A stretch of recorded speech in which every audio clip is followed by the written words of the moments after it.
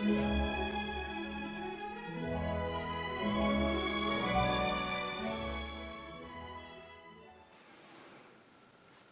guys, that's you.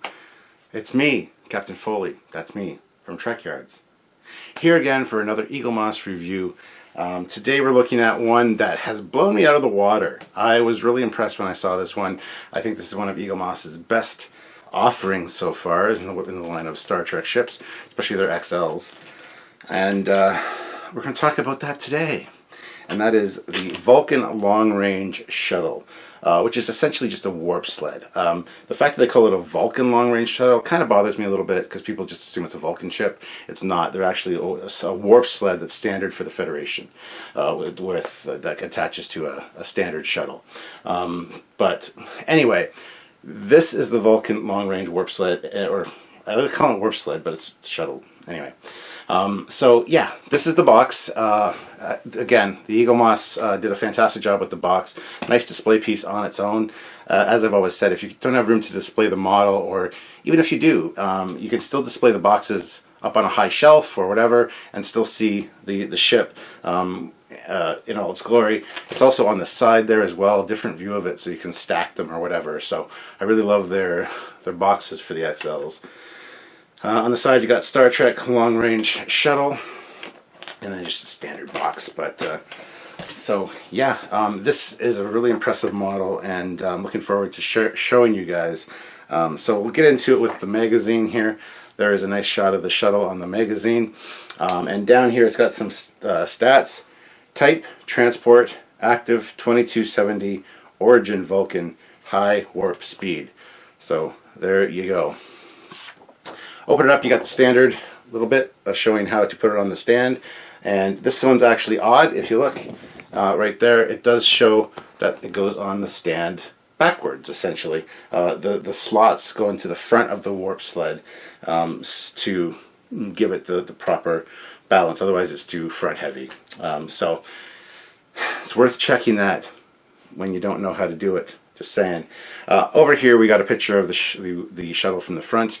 Again, a great shot of this ship. This is an awesome addition to Star Trek, the universe of Star Trek, and Andrew Probert did a great job designing this. It was fun to see this in the motion pictures. So down here we got some more specs. Type, transport, active 2270, origin Vulcan, passenger Spock. On the bottom there we got some nice close-up details of the 3D model they used to print this, and again, fantastically done. This is such a good ship. Going over here, first page, you got a nice beautiful shot of the ship, and it says down here, this two-part shuttle was designed to make long interstellar journeys at high warp. So yeah, basically takes a standard shuttle, you dock it on, you got some warp nacelles, you can get to where you need to go. And I think that's very, very cool. Next page is Orthos. Again, really fantastically well done. This looks really good. This is such a neat design, I have to say. This is one that's always impressed me. My brother Steve had this model from AMT when I was growing up, and it was always really cool. The shuttle actually separated from the warp sled part. That doesn't happen on the Eaglemoss one, unfortunately. But that being said, there is just the standard shuttle. And you might be saying this isn't a standard shuttle.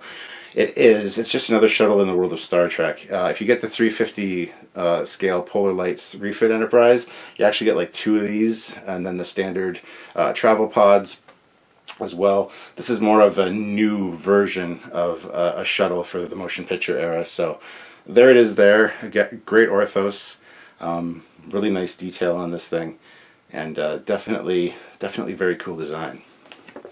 Going to the next page, this is designing the Vulcan warp sled. And it says here, for Star Trek the Motion Picture, Gene Roddenberry wanted Spock to arrive in a shuttle that could catch up with the USS Enterprise. So the warp sled was designed. I like calling it the warp sled. Here we got some great concept art from Andrew Probert. Quite a few different ones here, as I'll show you on screen. And it says, Probert's first thought was that the shuttle would have massive engines that would enable it to travel at high warp. So there's a couple of designs here that actually look kind of Romulan in their design, but then they moved down to something like this. The warp nacelles were getting in the way of the docking ring, so Probert swept them forward.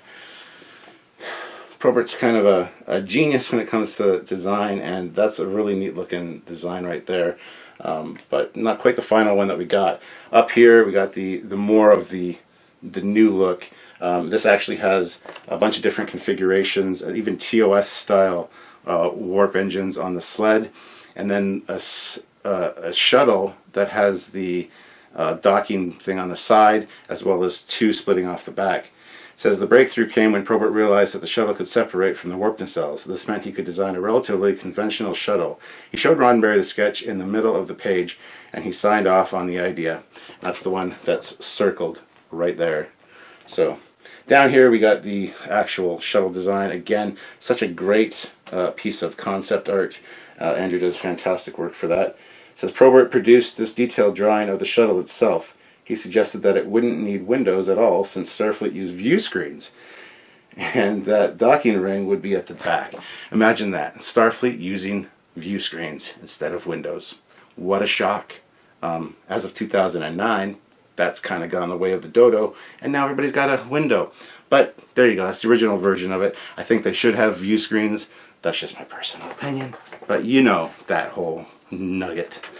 Over here we've got some nice storyboards done by Andrew that show the shuttle arriving, separating from the warp sled, doing its spin, and then backing up and docking to the rear of the bridge module, which is neat. It says here on the bottom, Probert drew these storyboards to show how the shuttle would approach and dock with the Enterprise. Trumbull suggested that it should flip over so that it could dock with the bigger ship. Over here, more concept art from Andrew Probert. This is a shot of a recreation area on the Enterprise where the people can see the shuttle coming in. This shot was never actually filmed. It actually says down here, Probert produced this key frame artwork to show the shuttle approaching from one of the rooms of a few decks below the bridge, but this shot was never filmed. However, this shot down here was, with the two warp nacelles in the officer's lounge. You can see the shuttle there and the warp sled back here. And that says, the scenes showing the view from inside the Enterprise officer's lounge hadn't been shot in a way Trumbull could work with, so he built a scale model of the room for this shot. So some nice good production history here in this magazine. Very well done. Here we got some great shots of the ship with Mr. Andrew Probert in the middle, looking all omnipotent and godlike. Again, some other great angles. You got the bottom of the ship, you got the top of the ship, and the detail here, it says, the model of the shuttle was built at Magicam during Robert Abell's tenure in charge of visual effects. Probert was involved in detailing the model during the painting stage and had the opportunity to be photographed with it. The effects were eventually shot by Douglas Turnbull's team after he assumed control of the effects. It's a big model, and I would love to have the original. That's a great size. Next up is bringing back Spock, just talking about Spock and his Kolinahr and his return to Star Trek with the motion picture, and just a nice little article to finish up the magazine. On the back of the magazine you got the standard Eaglemoss thing with the ship from the top. Again, this thing looks really cool and really nice to see it from the top there. So anywho, let's get into the model itself, which I'm excited about because when I saw this one I was super impressed. I think on a scale of 1 to 10, this one's got to at least be a 9.5, if not a 10, in my opinion. This is one you must get. So here it is here. It's a good size, about the size of my head. So if I can be like Andrew Probert. But yeah, some nice details, beautiful weathering on this, and a lot of attention to detail. I believe it's Rob Bonchoon that created the 3D model that they used, that Eaglemoss used to create this. And Rob has a great attention to detail. He's been on our show a few times. A good friend of Samuel and myself, a good friend of the channel. And this has got some beautiful stuff on it. So let's just take a look at that. Starting with the shuttle pod on the top. So the front of it, you've got a very nice weathered gray pattern. It looks like brush strokes almost. As if there's been debris and stuff hitting it in space. Again, the weathering on this is great. You also got little pink details on the side. And then moving back, you got a lot of fantastic detail on the top.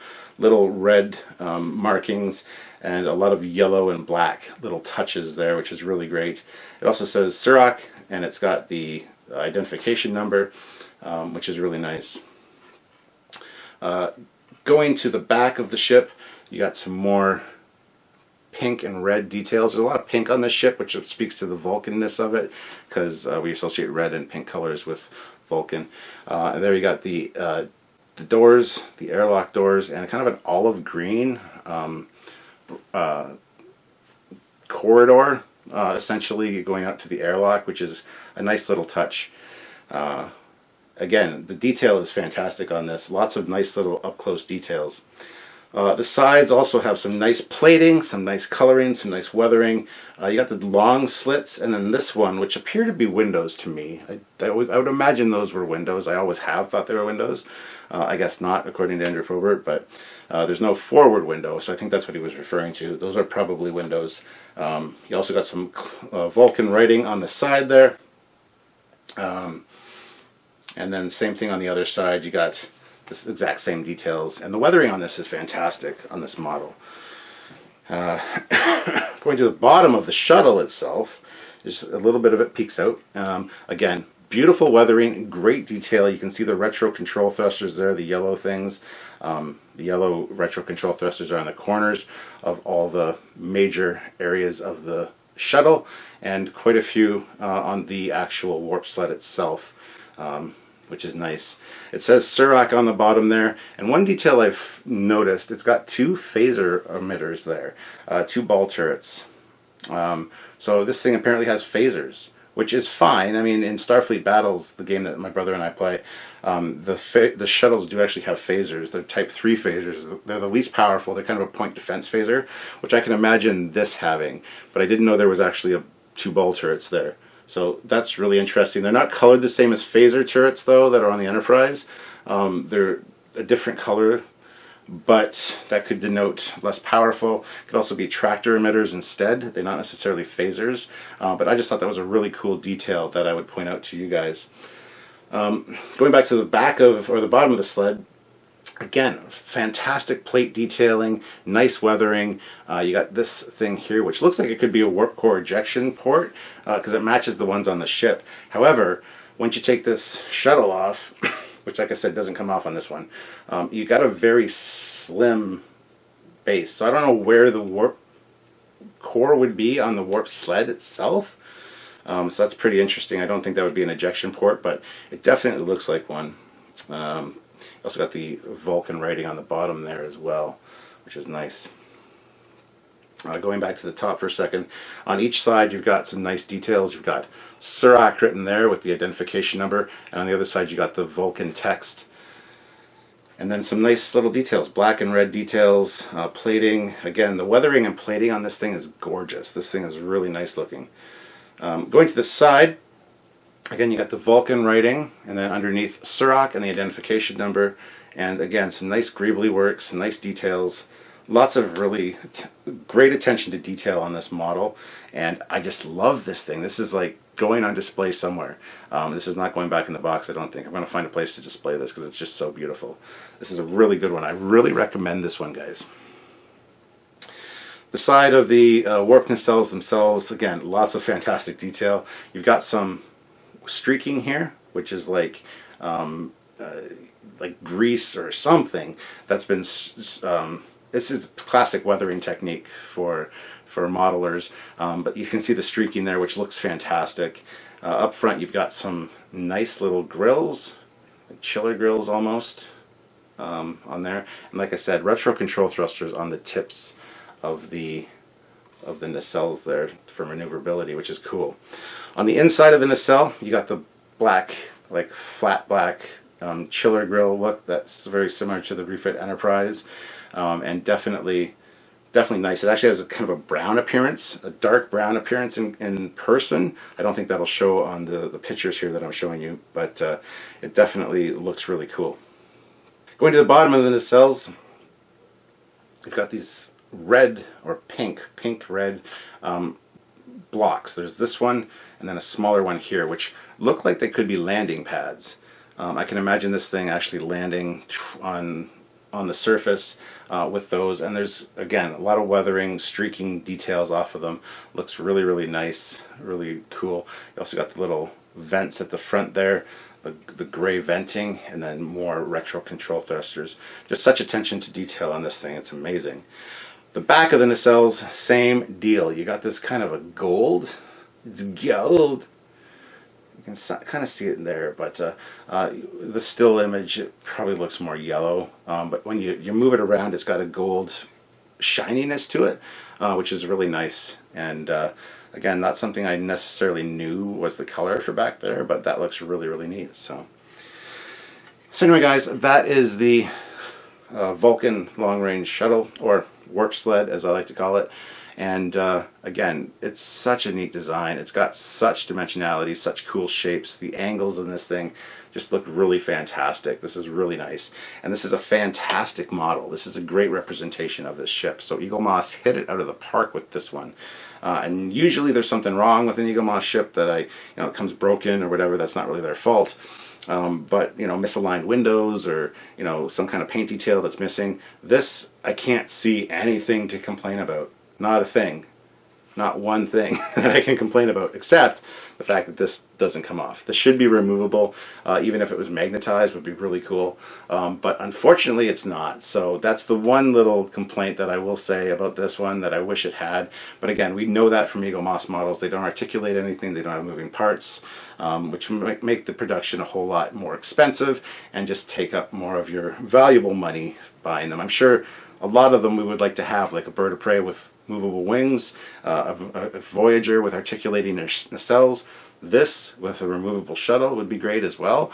But to each their own, and if they can, I'm sure they will. I'm sure they're looking for new ideas and stuff to do. So suggest it to them if you're able to. I certainly will.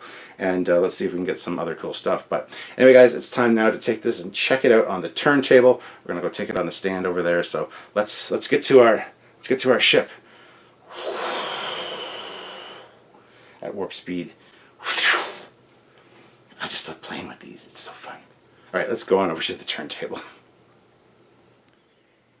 And yeah, guys, I just want to show you, I pointed this out earlier, but the stand, I mean, normally you would think with Eaglemoss, you'd slot it on like that. And yeah, it kind of fits. It droops down a little bit, but it is quite loose, and it will fall out if you do that.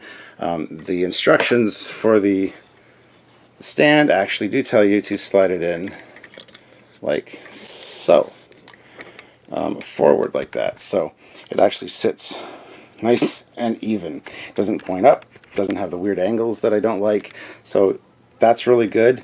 I'm glad that they kind of went with that. It looks kind of odd though, to be honest. You know how I feel about Eaglemoss stands being clear plastic like that. They do kind of hide a lot of the ship. This one's not so bad, but it just seems odd. You feel like you're putting it on backwards, but you're really not. So there you go. Yeah. Alright, so here she is on the stand, and this thing is a thing of beauty. As you can see, there's lots of fantastic details and just some real nice attention to everything on this. They really did a great job.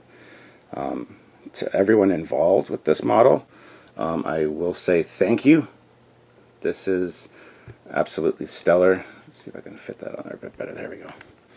So you can see some of the gold look there, and again, just some really great details. I know I've said that a lot during this review, a lot of attention to detail, but it's definitely a true statement. It looks simply beautiful. Now, as we always do, let's talk about placement. If you put it on a lower shelf, this thing looks fantastic. Like I said, there's so much great detail on the top there that putting it on a lower shelf, like a coffee table or something, you really get a nice look at it, and that's definitely appreciated. If you go straight on, like an eye-level shelf, yeah, it still has a lot of really great looks. It's a little bit flat as far as ships go from the front and the back, but side views, even the front and the back are great, but there's definitely, and it's not always like eye level, it'll be like that or like that. So you get some dimensionality there as well, which is really, really, really neat. And then on an upper shelf, same thing. That's actually a really cool shot. This thing just looks magnificent from a number of different angles, and it's definitely a showpiece. So if you can display this one, do it. This thing is amazing in my opinion. Eaglemoss has really done a good job, and I know they make a lot of great ships, but this one has got to be my favorite so far, I think, of all the XLs. That being said, I mean, I haven't seen them all, and I have seen some other ones that I've really liked too, so they are doing a bang-up job. Now, if you guys are interested in this one and want to pick it up, by all means, go to Eaglemoss. There's a link in the description, and click that, head on over there, order this, put it in your cart, and order some other stuff too. And on checkout, use the discount code Trekyards10. That's right, Trekyards10 will save you 10% off anything you order from Eaglemoss. XLs, special editions, regular collection, discovery, anything you order except for pre-orders. The only thing that it won't give you 10% off on is pre-orders. So keep that in mind, guys. So head on over and use discount code Trekyards10 to order this bad boy and pick it up. It's definitely worth it. You will not be disappointed. Anyway, guys, I think that's it for this review. Hopefully you enjoyed it. This was a fun one to review. I was so excited to get this. I was really impressed with this one. I didn't expect it to be nearly as good as this, but it is just stunning. As I keep saying, such great details and just real time and attention taken to this one, and I really appreciate that. This is definitely a standout Star Trek ship. And a good piece of Star Trek history. So anyway, guys, make sure you hit that like button, subscribe to both channels, the Captain Foley personal channel as well as the Trekyards channel, and don't forget to check out other videos by us as well. Always great content over here, and some really good stuff from Eaglemoss, and just lots of fun times can be had on this channel. So by all means, check us out. Until next time, guys, I'm Captain Foley, signing off. Bye-bye.